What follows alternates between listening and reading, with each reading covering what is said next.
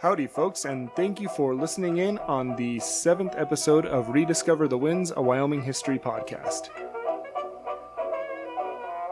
For today, I'm your host, Zach Larson. My co-host, Kirsten, is out, and instead we have Randy Wise, who is with us from the Fremont County Pioneer Museum in Lander, Wyoming. This month's topic is all about Lander's industry, Lander's history, and so we're just going to, I guess, kind of turn it over to Randy and let him... Great. Thanks, Zach.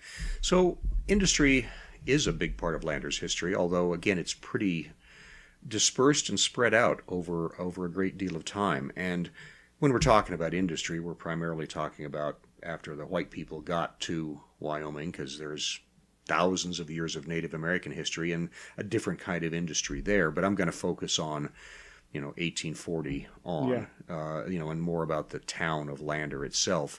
So lots of natural resources are in Fremont County, and people have known about them for a long time. They knew there was oil here in 1840. The Oregon Trail pioneers saw oil. Mm-hmm. They knew it was here. No particular use for it in 1840, so it just sat there and was used as wagon wheel grease for the most part, but that was really about it. People knew there were coal in the area. They knew a lot of these resources existed, but at that point in time, people were traveling through Wyoming. They weren't coming here to stay. They were on their way west to Utah or California or Oregon. It really wasn't until 1867 that this area was settled, and that was because of everybody's favorite mineral, gold. Gold, they knew that there was gold in the Sweetwater region. They just didn't know exactly where it was.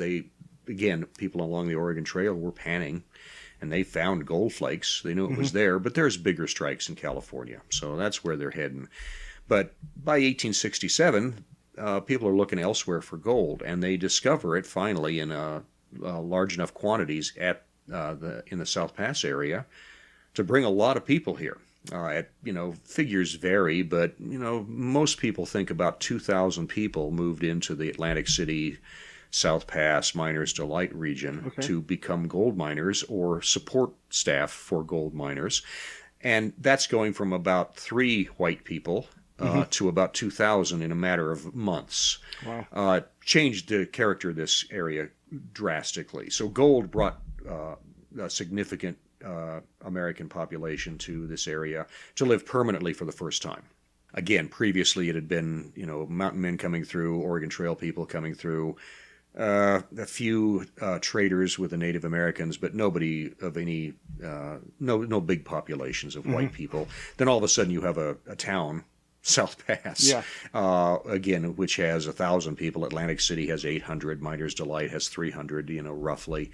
And of course, the easily gotten gold, the pan gold that they were looking for, goes pretty quickly. That gold gets sucked up really fast. Then they have to start mining underground. That's a very different kind of industry. You need heavy equipment.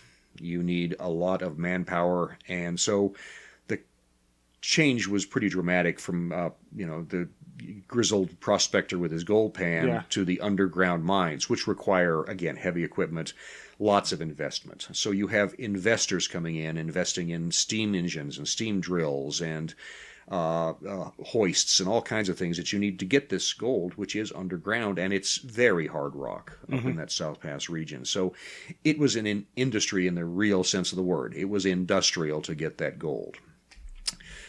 Now, interestingly enough, there were some fortunes made, but most people didn't make any money. Again, by the time you invested in all of that equipment, unless you hit a good vein or series of veins, you're probably not going to make a ton of money. Now, again, some mines were productive. A lot of them weren't. But even the productive mines, the production ended very quickly. That first gold boom ended in about, by 1872. Okay, so 5 years or so? Yeah, 5 years, and then, people give up on it because they're just not making any money. A lot of those people working up at South Pass, miners or businessmen who were running the saloons and the restaurants and the hotels up there, a lot of them were kind of tired of chasing the gold because they had been going from boomtown to boomtown to boomtown, and it almost always ends the same. You're back to back to zero. So they looked down here at the Lander Valley, and they said, you know what? That's pretty good agricultural country. There's a lot of water comparatively in Wyoming, and relatively mild winters, good soil. They saw the wildlife down in the valley. They saw the Native American population down there, the Shoshone people. They realized this might be a good place to become a farmer or a rancher, and a significant number of the first homesteaders in the Lander Valley came down from the Sweetwater mines and became farmers and ranchers, or businessmen supporting farmers and ranchers. And that's really where we get the creation of Lander. So it's actually lack of an industry that creates Lander, because the gold industry fades away, other than periodic flare-ups every 20 or so years where people try it again. But for the most part, the gold industry was done. Lander becomes an agricultural community, and there's a market for that, even though there's no railroad yet in Lander, or Fremont County for that matter, because at the same time as the Sweetwater mines are dying off, Fort Washakie becomes established. Fort Washakie is the headquarters of the Shoshone Indian Reservation. And again, hard to believe today, but at that time it was a major military post. There were thousands of people at that post. And it's a long way from the nearest railhead to get food and to the Fort Washakie. So there's a real market for farmers and ranchers in the Lander Valley to provide food for the soldiers and their families and the staff and the Native American people at Fort Washakie. So right away there's a market. So right away people start growing anything they can grow. So cattle come in, sheep come in, and sheep are a key thing, because we're going to talk about the sheep industry a lot, because that becomes the primary agricultural industry. But people are also growing potatoes. They're growing corn. They're growing pretty much every kind of produce that you can get. And again, the Lander Valley, by and large, supports that kind of agriculture because of the climate and the water. And the water is the key part of that, because without water in Wyoming, you're not going to grow a whole lot. So the initial population of Lander is a couple hundred people. Again, almost all of them are involved in agriculture. And I mentioned the sheep industry. Sheep become a big industry almost immediately. Back in those days, people used wool for almost all of the clothing. Cotton was just not widely available. Synthetic fabrics aren't even in existence yet. Most people wore wool. So you've got a market for the wool. But people ate a lot more mutton in those days as well. So that becomes a very important food source. So sheep begin to grow, and huge bands in Fremont County, thousands and thousands of sheep were sheep were all around the county. Usually it was one owner and a handful of sheep herders. Then they would drive the sheep to the nearest railhead to shear them and then butcher them. And at that point, that was up in Casper. Okay. There was also railhead in Rawlins, but most people in Fremont County headed to Casper to get their sheep taken care of. But huge, huge herds of sheep. And the wealth that came from that industry really helped Lander grow. A lot of the big houses on the south side of Lander were created because they were sheep owners. And again, the owners are the ones making the money. The herder is making a living, but he's not making money. It's the guy that owns the sheep that's making the big dough. And a lot of that money got invested back into Lander. A lot of the large brick buildings on Main Street were sheep money. A lot of the big houses on, again, the south side of town primarily. Like the one on, is it 3rd and Paposia that I really like? The Barber Mansion, that was H.O. Barber was heavily involved in the sheep industry. Other things as well, but he had a lot of money invested in sheep. Now, again, there are cattle, but primarily it's a sheep county. Most people are raising cattle because they want milk, so they're raising milk cows. But the other thing that I always found interesting about Lander is turkeys were a big industry. Poultry in general was big, but turkeys in particular. At one point in the teens, there were 89 turkey operations in and around the Lander Valley. Wow. That's a lot of turkey. That's a lot. The other thing that starts happening at this point, which gave Lander a nickname of the Apple City.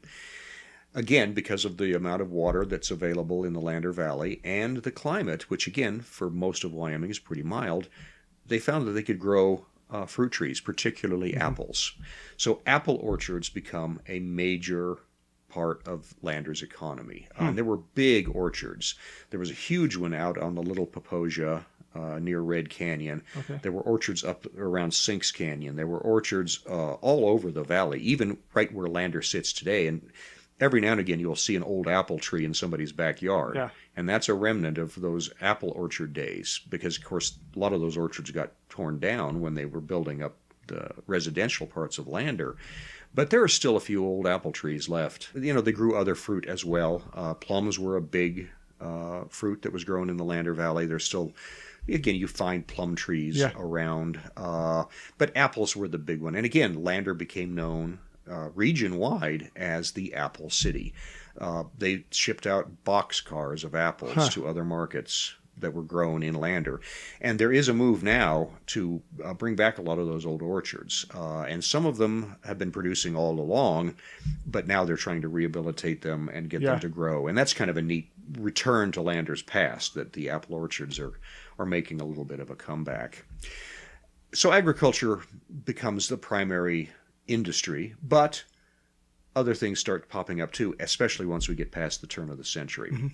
Again, people knew there was oil and coal in the area. They'd known it for decades. There just wasn't any real use for those materials until about 1900, when the train finally does come into Fremont County. So the Chicago Northwestern runs a line from Casper through Riverton, Hudson, Lander. Well, trains in those days run on coal. And we just happen to have big coal fields right around the Hudson area. When there's a demand for it and a market for it, all of a sudden coal mines start opening. So at one time, Hudson's population was almost 2,000 people. Really? Hudson was a company town. It was the Paposia Coal Company. They had a series of mines running along the ridges on either side of Hudson. But thousands of miners were working, again, underground mines. This was not surface mining for coal. They were doing underground mines. We've got a lot of neat pictures of those mines over at the Lander Museum. But many, many miners came to work in the coal fields around Hudson. And this is roughly 1910 through the 30s, when there was demand for the coal. And many of those miners came from Eastern Europe because they were miners over there. They came to America to work. So Hudson, you see even a lot of the names you still see today in the valley were Eastern European, Slavs, people from Czechoslovakia. People from Montenegro had come here to be coal miners. A lot of Italians, too. A lot of Italians came and lived in the Hudson area. So coal is a huge industry. Again, becomes kind of the big industry behind agriculture, because there's a market for it, and the Chicago Northwestern needs coal. So they are mining coal like crazy over there. Again, Hudson is much bigger than Riverton at this point in time, and about the size of Lander. So pretty big deal. Now you drive through Hudson today, obviously it's changed a lot. But again, coal fades because of two things. One, trains start running on diesel. That takes away the coal industry for the trains. But the other thing that's happening over at Hudson is the same thing that happened at South Pass. The coal runs out. The seams were not that deep. They were not that big, and they mined pretty much all the coal that they could economically mine. Now, there's still coal over there, certainly. It's not enough to run a mine on anymore. So the coal industry fades out of Fremont County's consciousness because it's not a big deal anymore. Although there were still, they called them wagon mines. There were still individual guys that would have a hole in the ground, and you would drive up in your wagon or truck or whatever you're going and get a load of coal for your personal use. My grandparents, who had a farm outside of Lander, would take a trip to Hudson every couple of months with their wagon, and later their old truck, and they would get a wagon load of coal to run their stove in their house. And I can remember that into the 70s, early 70s, when I think the last of those little mines closed. So that's, again, kind of a neat thing. So coal was in use for a while. It just wasn't on an industrial use. Coal starts to fade. Oil becomes suddenly a factor in the economy, because all of a sudden the internal combustion engine is being used for automobiles. Also, trains are running on diesel. Again, people knew there was oil in the Lander Valley. They'd known it since the 1840s. No practical use for it until about 1900-ish, when, again, we get the internal combustion engine, so people want to use oil. All of a sudden, there are oil fields sprouting up. One of the oldest oil field in Wyoming is the Dallas Dome oil field, just a few miles south of Lander. There was also big oil fields out of Wypo, several of them up on the reservation. So oil becomes a factor in the local economy, not just Lander, but the whole county, obviously. But Lander being the county seat becomes kind of the hub of oil activity for a very long time. Again, like most gold miners or other miners, not every well is going to be a hit. So there were plenty of people that drilled a well, but they didn't necessarily hit oil or make any money. The guys that did very well. Yeah. Because again, if you hit it, but again, that kind of thing takes investment. You need equipment. You need drilling rigs. You need derricks. You need oil storage tanks. You need transportation. That takes a lot of investment. So typically the guys who invested the money are the ones making the money on the oil. It's not the workers. They're just doing the work and getting a salary. But if you were a owner and hit oil, you did pretty well for yourself. Well, and even oil compared to coal is a bit different because coal's pretty much ready to use right out of the ground, and oil is not that useful for most things right out of the ground. You've got to ship it off to a refinery, and that requires access to... Exactly. So there were actually several refineries in Fremont County. There was one in Riverton. There was one in Lander. There was one around Hudson. Not big oil refineries like we think when we drive past Sinclair, going down to past Rawlins.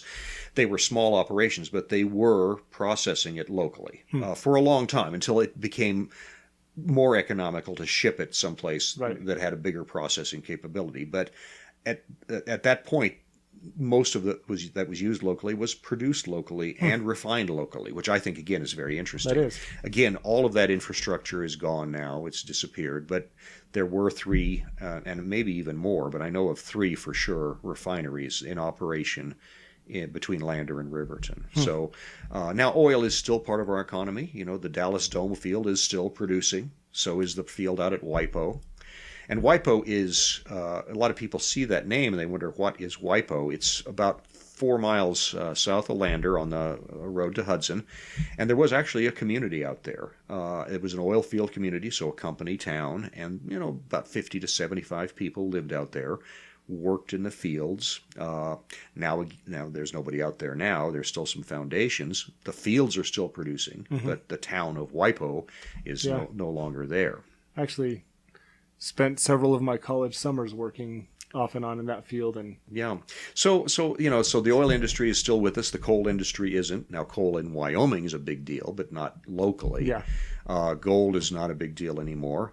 But the other industry I'd like to mention, because I think it's an important one that people kind of don't think about when they think about our history, is tourism. Tourism has been a major industry in Lander, specifically from almost the time Lander was founded. People were coming here to hunt, fish, do the mountains, because they're here, and it's a wonderful place to do that. The big hotels that were on Lander's Main Street, the Noble and the Fremont and the other about half a dozen hotels, they were all there primarily for people visiting to go up into the mountains and access Yellowstone. This town, Lander, is the closest town you could get by train to the south gate of Yellowstone. So people would come in to Lander on the Pullman cars on the Chicago Northwestern. They would get off, go to the Noble Hotel or the Fremont Hotel or whichever hotel they were staying at, spend a day or two, and then they would take coaches up through Grand Teton and into Yellowstone. And there were hotels. The owner of the Noble Hotel actually owned hotels in Du Bois and in Moran Junction to get his visitors up to the park. And tourism today is, is it our number 1 thing in Wyoming? I don't know. It's up there. It's either 1, 2, or 3. It's a very, very big part of our economy. But it has been. And for a long, long time. Locally, people would come to visit, again, hunt and fish in the mountains. But Sinks Canyon, probably everybody in Fremont County visits Sinks Canyon at least once a year. We've got postcards from 1900 and earlier showing the sinks and the rise. We know people were up there recreating and being tourists even that early. So, it's a big part of our economy. And when we think about Landers history, we don't necessarily think about it, but it's been there all along. Yeah. So yeah, that's kind of the highlights. The other industry we should probably briefly talk about, again, it's an industry that has passed, but was the steel industry. About the late 1950s, Geneva Steel began building an iron ore mine up on South Pass. Ultimately, it becomes the Atlantic City iron ore mine, but huge impact on the history of Lander. Lander's population in 1958 was about 4,000 people. By 1968, it's 8,000. Again, huge influx of people coming into Fremont County and Lander specifically to work at the iron ore mine at U.S. Steel. 500 people worked up there at the height of the mine, and they produced millions of tons of ore, which was loaded onto rail cars and taken down to Utah to be processed into steel. U.S. Steel closed in the mid-1980s, and Lander's population went from 8,000 to about 6,000 and some. It was a huge economic change. And again, things have stabilized since, but the mine brought in a lot of people, and then when the mine closed, that really crashed. There's still plenty of steel up there. Yeah. But economically, in today's economy, it's not worth mining. Maybe that will change someday. Probably not. But again, industry depends on the contemporary economics of, is it worth getting out of the ground? There's still gold up at South Pass, but it costs more to get it out of the ground than it is than the gold is worth. Yeah. So again, kind of a brief history of Lander industry, but a lot of different things over the years. Well, thank you. That was a great. There's a lot of stuff. I grew up in Lander, born and raised, and that's I got a lot of new information about that. No idea that sheep were such a major part of the economy. And of course, when I was little, we would head over South Pass to see my grandparents, and I would see what was left of the Atlantic City iron ore mine, and I can sort of remember what that looked like. But of course, by then, this was probably I was born in 82, so I wouldn't remember anything before about 85, 86 at the very earliest.